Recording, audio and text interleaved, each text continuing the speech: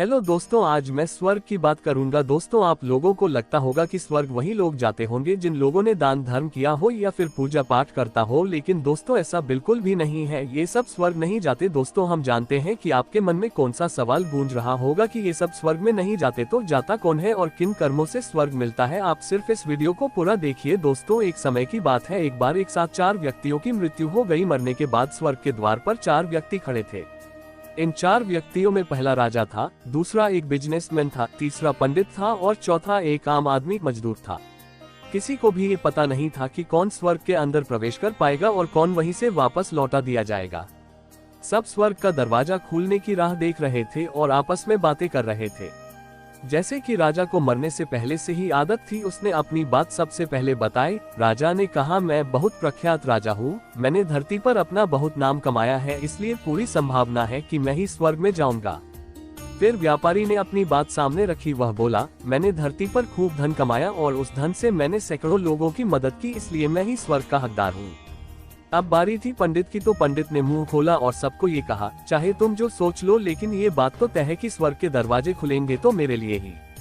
सब जानते हैं कि पंडित दिन रात भगवान को याद करते हैं, इसलिए स्वाभाविक है कि स्वर्ग में पंडित का स्वागत किया जाए।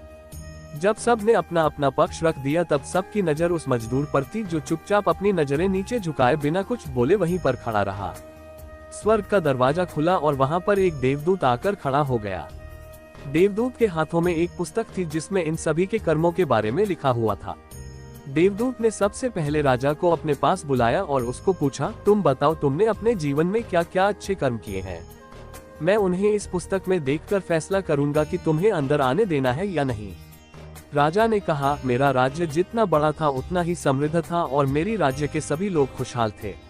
सभी बड़े आनंद से रहते थे। मैंने उन्हें कभी भी किसी भी चीज की कमी नहीं होने दी। यही मेरे अच्छे कर्म है। देवदूत ने अपने पुस्तक में देखा और देखने के बाद राजा से कहा, तुम सच बोलते हो, तुमने अपने राज्य की प्रजा को बहुत सुखी रखा था, लेकिन तुमने अपने राज्य की सीमा बढ़ाने के लिए जितने युद्ध किए थे, उन युद्ध की वजह से हजारों सैनिकों ने अपनी जान गंवा दी थी। उन हजारों सैनिकों के परिवार के दुख का कारण तुम बने थे, इसलिए तुम स्वर्ग में नहीं आ सकते। अब बारी थी व्यापारी की। व्यापारी से जब देवदूत ने पूछा कि तुम्हारे अच्छे कर्म क्या है, तब व्यापारी ने उससे कहा, मैंने सैकड़ों लोगों को खाना खिलाया है, कई आश्रमों में दान किया है, कई निराश्रित लोगों के लिए घर बना कर दिया है, यह मेरे अच्छे कर्म है।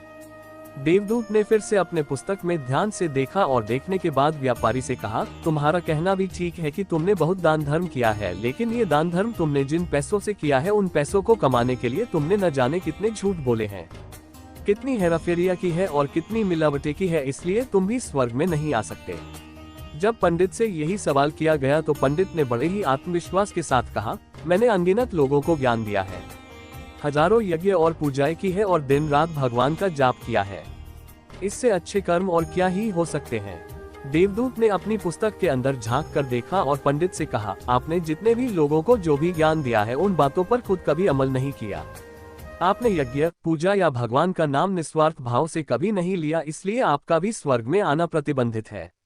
मजदूर यह सब देखकर हैरान था। वह अब तक जिन्हें महान समझता आ रहा था, उनकी व्याख्या स्वर्ग के दरवाजे पर आकर बदल गई थी। धरती पर जिन कामों को अच्छा समझा जाता है, उनका यहाँ पर कोई मूल्य नहीं था। यमदूत ने जब इस मजदूर को अपने पास बुलाया और इससे पहले कि वह उससे उसके अच्छे कर्मों के बारे में पूछता, मजदूर बोल पड़ा, प्रभु, मैं जानता हूँ कि मैं भी स्वर्ग में आने के लायक नहीं हूँ, लेकिन मैं फिर भी एक बार बाहर से ही स्वर्ग को झांक कर देखना चाहता हूँ। बस इससे ज्यादा मेरी कोई इच्छा है ही नहीं, क्योंकि ऐसी इच्छा पालने के लिए मैंने जीवन में कुछ भी नहीं किया है। मैं पूरा दिन मेहनत करता और जो भी पैसे कमाता उन्हें अपने परिवार के पालन पोषण में खर्च कर देता, इसलिए दान धर्म के लिए कुछ बचता ही नहीं।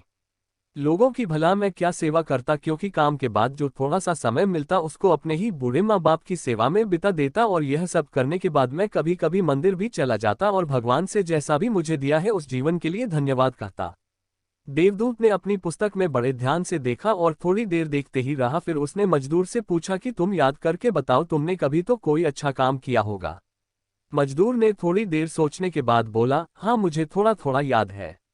एक बार मैं बहुत भूखा था और मैं खाना ही खाने बैठा था कि एक बहुत ही कमजोर कुत्ता जो ठीक से चल भी नहीं पा रहा था, वह मेरे पास आ गया और मेरे खाने को देखने लगा। तब मैंने अपनी रोटी उसे खिला दी थी और उस दिन मैं खुद भूखा सोया था। मजदूर की बात सुनने के बाद देवदूत मुस्कुराया और मजदूर को बड़े सम्मान से स्वर्ग के अंदर लेकर गया।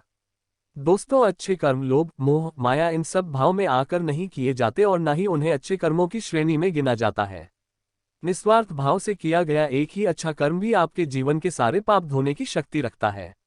इसलिए जब भी मौका मिले निस्वार्थ भाव से और अच्छे मन से अच्छे कर्म किया करें। ये कहानी यही पूरी होती है। ऐसी ही कहानी सुनने के लिए हमारे YouTube चैनल को सब्सक्राइब करें दोस्तों।